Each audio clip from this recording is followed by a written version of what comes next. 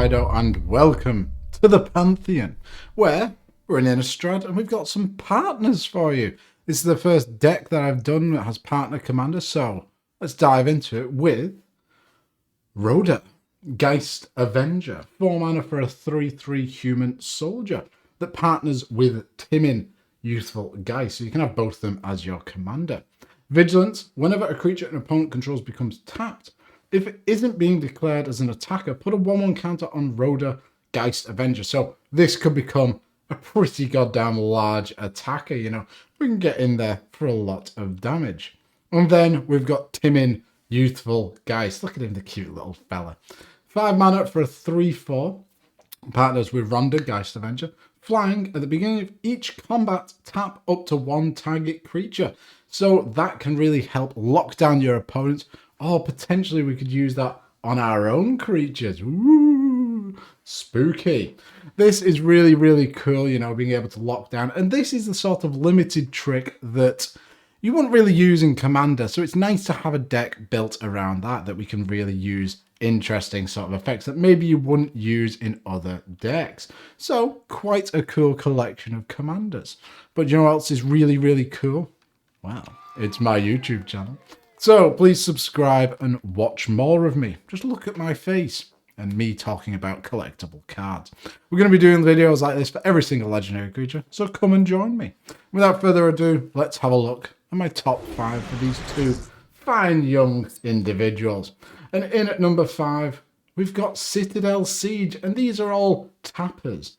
4 mana for an enchantment. As it enters the battlefield, choose Khans or Dragons. Cards at the beginning of combat on your turn, put 2 1/1 counters on target creature you control. So this is really nice if you really wanted to build up a big attacker, maybe buff up your flyers or something like that.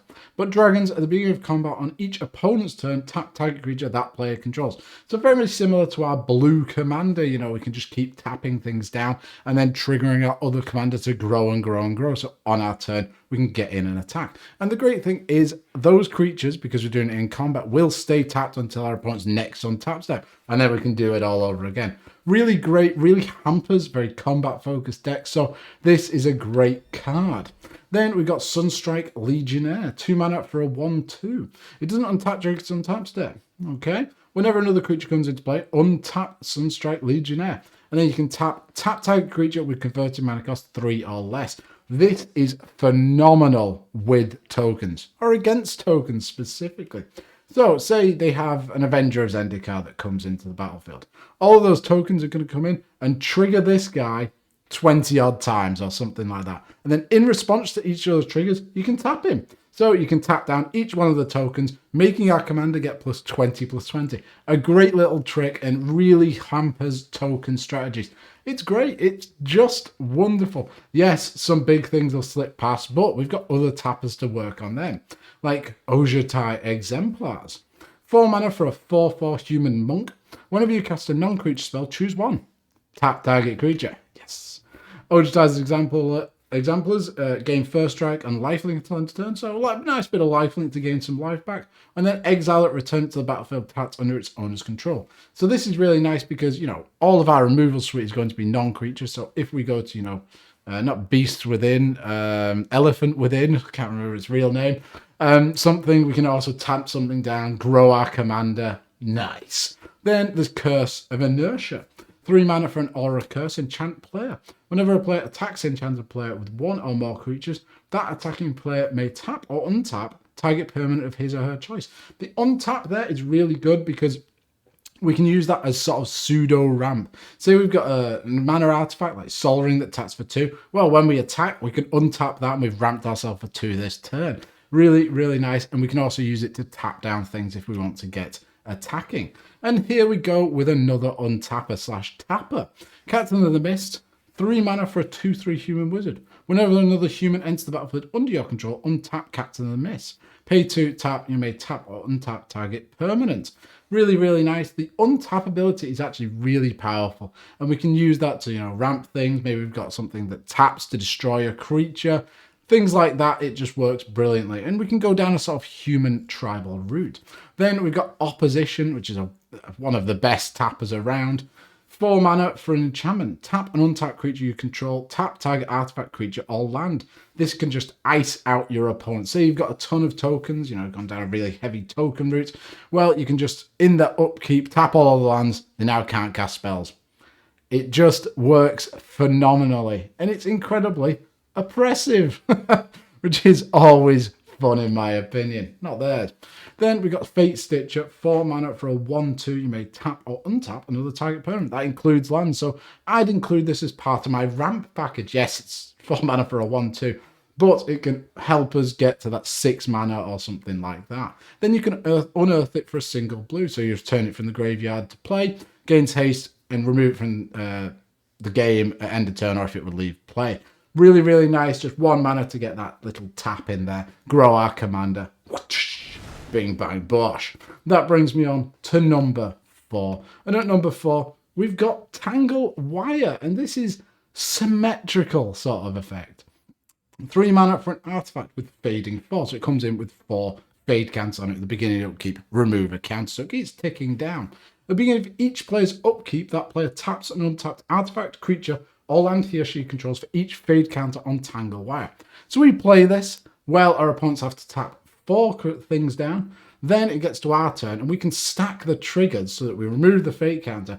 And then we can also tap the Tangle Wire as one of our things that we have to tap. So we're going to be affected much less than this, and it's going to really ice our opponents. It's going to really hamper their game plan, so we can build up getting to the managed play lands, you know, control the board, which is a great strategy to go for. And here are a couple of cards that we might want to tap.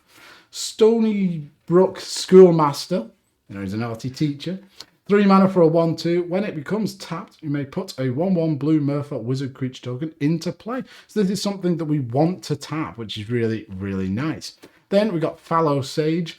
4 mana for a 2/2. When it becomes tapped, you may draw a card. So I'll be drawing a card. Remember, all of these can trigger when you attack, but if we're going to have all these tapping effects, and our blue commander allows us to tap these creatures on our opponent's turn if they've not got any creatures or anything like that. So it's a great use of our time. Then the Surge Spanner. 4 mana for a 2/2. When it becomes tapped, you may pay 2. If you do, return target permanent to its owner's hand. That includes lands. We can just bounce lands, boomerang them back to their opponent's hand. Oh, fantastic. Or if we've got a nice enter the battlefield effect, which there's a couple coming up, we can bounce that back to our own hand, which is pretty goddamn good. And then if you want to go really sort of miserable on the tapping, we can go with Static Orb. 3 mana. If it is untapped, players can't untap more than 2 permanents during their untapped steps. Well, we're going to be tapping a lot of our opponent's things. So with something like this, we can keep everything tapped. And the cool thing is, in our upkeep, wait, can we manipulate this? I think we can. But if Static Orb is untapped, players can't untap more than 2 permanents during their untap step. So I think what we can do is during our opponent's end step, we can tap this with one of our tappers, you know, or something like that. And then when we go to the untap step, it's tapped, so we untap everything. So we can manipulate this to make sure that we're getting the most value out of it. I think that's how it works. Then we've got Stasis for utter misery. 2 mana, players skip their untap steps. It's as bad as it sounds. At the beginning of your upkeep, sacrifice Stasis unless you play a blue. So if we've got a way of generating a blue each turn, well, we can just keep it around and keep our opponent's ice while we attack with our Vigilance commander. Remember, our commander's got Vigilance, and it's going to be colossal, so we can just ram in there for tons of damage. And then Thalia, Heretic Cathar, is a bit of a stacksy card. 3 mana, 3/2 first strike. Creatures and non-basic lands your opponents control enter the battlefield tapped. So they're already coming in tapped. We don't get counters for that, but it really hampers our opponent's game plan. Which brings me on to my number 3 pick. And at number 3, well, the thing is, we want to be controlling our opponents, but you're going to come up against some people that just don't have creatures. So let's give them creatures so we can then tap them. Ha ha! What a game. Hunted Phantasm. 3 mana for a 4/6, and it's unblockable. That's ridiculous, isn't it? That's absolutely phenomenal. But wait, it comes into play, put 5 1/1 red goblin creature tokens into play under target opponent's control. So, on the face of it, not that good. But we can then tap those creatures so that we're getting buffs and, different sort of uses out of them. So, giving our opponent's creatures is not a negative, and we end up with a 4/6 unblockable. Oh, magnificent. Then, Dousing Dagger is another one, 2 mana for an equipment. It enters the battlefield. Target opponent creates 2/0/2 green plant creature tokens with Defender. Quick creature gets +2/+1, and a quick creature deals combat damage to a player. Flip it into land that taps for 3 mana. It's got Lotus Veil? I can't remember. But this is fantastic because it gives our opponents things. We want to be attacking in with our commander, and if we do, we ramp ourselves magnificently. It does everything the deck wants to do. Then we've got a Combat Calligrapher. 4 mana for a Bird Cleric. Flying. Inklings can't attack you or planeswalkers you control. Whenever a player attacks one of your opponents, that attacking player creates a tapped 2/1 white and black Inkling creature token with flying that's attacking that opponent. So this is great if, our opponents are going in on each other. We can just keep giving them creatures for doing that. And then we've got the Crow and a Horse. 4 mana for a 0/4 with Defender. When it's the battlefield, an opponent gains control of it. So straight away, we've given them something that we can then tap.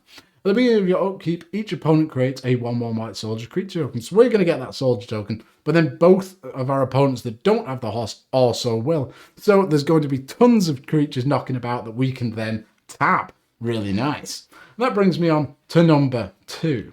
At number 2, we've got Bluster Squall and just mass tappers. 1 mana for an instant. Tap target creature you don't control. However, you can overload it for 4 mana. So it just taps everything, or creature-wise, that we don't control, which will grow our commander amazingly. And the fact that it's an instant means we can do it on our opponent's end step, and then our commander will be huge, and then we can just swing in for tons of damage. Similarly, there's Tempest Caller, 4 mana for a 2/3. When it's the battlefield, tap all creatures target opponent controls. So this is great for just a big alpha strike. Someone has made tons of tokens, they've got 20 creatures, let's tap all of them and just swing in there. Then, talked a bit about enter the battlefield sort of effects before. Thassa Deep Dwelling, 4 mana for a 6/5 god. Indestructible, as your devotion to blue is less than 5, it isn't a creature. Beginning of your end step, exile it to one other target creature you control, then return that card to the battlefield under your control. So this is amazing with the Tempest Caller, but with the Hunting Phantasm I was talking about earlier, we can keep giving our opponent goblins, which gives us more and more things to tap. And then Sleep is a classic in Limited, and it's great in this deck. 4 mana for a sorcery, tap all creatures target player controls. Those creatures don't untap during that player's next untap step. So it's a double whammy. The Tempest Caller does it for just this turn, but this is for everything. It just taps them, not everything, 2 turns, but it's really great, leaves them open to attack. Amazing. For 4 mana, it does everything the deck wants to do. And that brings me on to number 1. And at number 1, we've got Cowardice. I'd never seen this card until I started researching this.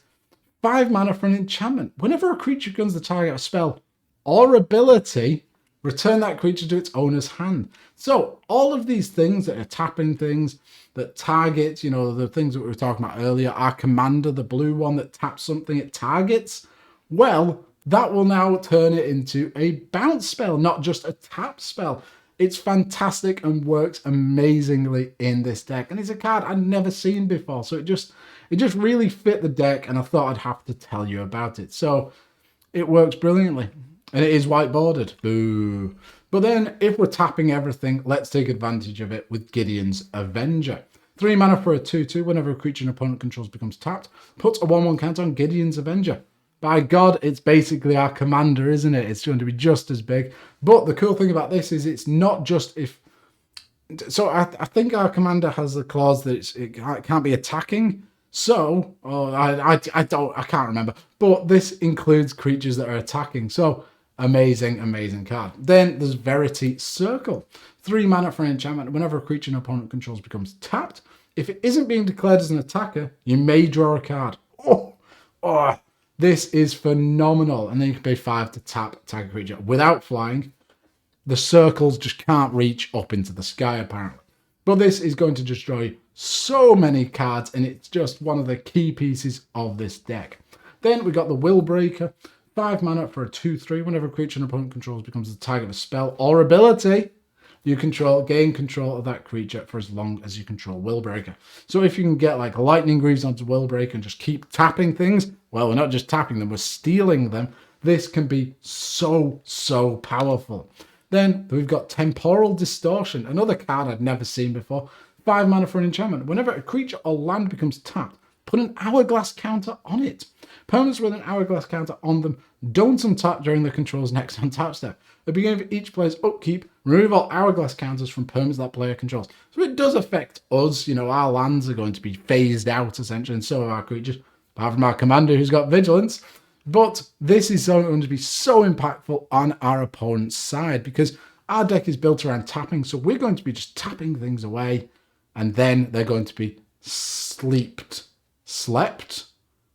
They're going to have the sleep effect. You know, they don't untap during the next untap step. I don't know how to say what I'm trying to say. Then there's Betrayal. 1 blue for an enchant creature aura. Play only on a creature an opponent controls. If enchanted creature becomes tapped, draw a card. This is fantastic. You just put it on your, say, your opponent's commander that they want to protect. Then we just keep tapping it. But then also, if you're against a really aggressive player who wants to attack with our commander, we'll just put it on that. And if they attack, well, we're going to draw a card anyway. Who's really that bothered about getting attacked? Well, you might die, but that's not the end of the world because we've got Palliation Accord. I think that's how you pronounce it. 5 mana for an enchantment. Whenever a creature an opponent controls becomes tapped, put a shield counter on Palliation Accord. Remove a shield counter from Palliation Accord. Prevent the next 1 damage that will be dealt to you this turn. So this will just build up counters and counters. You need to use real shields to represent it. So make sure you're just dumping shields and bucklers and things like that on the table. Get a big stack going, and you know, when someone deals a damage to you, just throw it away. I'm talking gibberish. But this is a really, really cool card. And the artwork is fantastic. I love the sort of painterly feel from these original Ravnica sets. I love the artwork in them. And this just looks, wow, chef's kiss. And those are my top 5 cards for this dynamic duo. Who would think that a spirit and a human would ever be friends? Well, actually, Casper used to be one of my favourite films as a kid. So I did know this would happen. Thank you very much for watching. Hopefully you've enjoyed this. I'll see you soon. Please like, comment, subscribe. Bye.